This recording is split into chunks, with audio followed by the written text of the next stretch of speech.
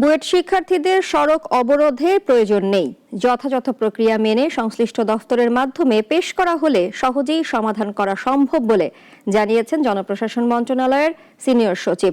সমস্যার সমাধানে প্রতিনিধি দল চাইলে সংশ্লিষ্ট উপদেষ্টাদের সাথে কথা বলতে পারেন বলে জানিয়েছেন বন ও পরিবেশ বিষয়ক উপদেষ্টা।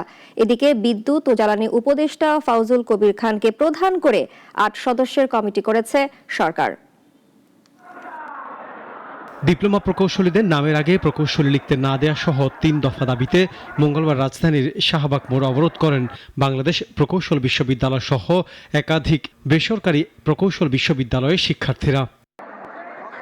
দাবি গড়ালো দ্বিতীয় দিনে দুপুরে আন্দোলনকারীরা প্রধান উপদেষ্টার কার্যালয় যমুনা অভিমুখে রওনা দেন।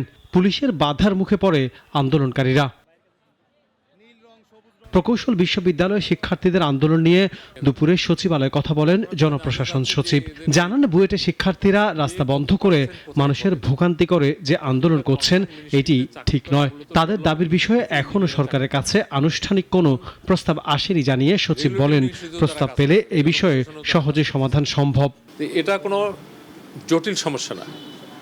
তারা তাদের মিনিস্ট্রি যে কনসার্ন মিনিস্ট্রি অথবা অধিদপ্তরের মাধ্যমে মিনিস্ট্রির মাধ্যমে এগুলো যদি আমাদের এখানে পাঠিয়ে দেয়, আমরা এখানে একটা সচিব কমিটি আছে, এর আগে জনপ্রশাসনের আমাদের ওএনএম আছে, যেখানে এগুলো অ্যানালিসিস করা হয়।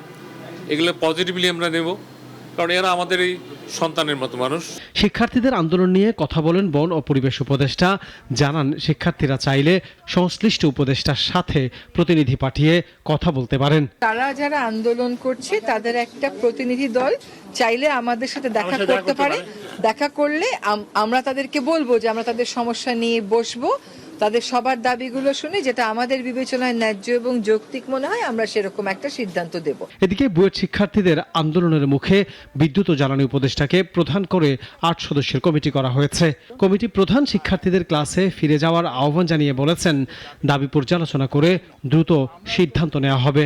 সব পক্ষকে শুনে তারপরে আমরা একটা যেটা ন্যায্য যে সমাধান সে সমাধান করব। না, রাস্তায় তো ওই জন্যই তো বললাম, এই কথাটা যে বলতে রাজি হলাম, এটার কারণটাই হচ্ছে এটা, যাতে আপনারা ওরা দেখে এটা বুঝতে পারে যে এটা আমরা সমাধানের জন্য আমরা কার্যকর পদক্ষেপ গ্রহণ করি।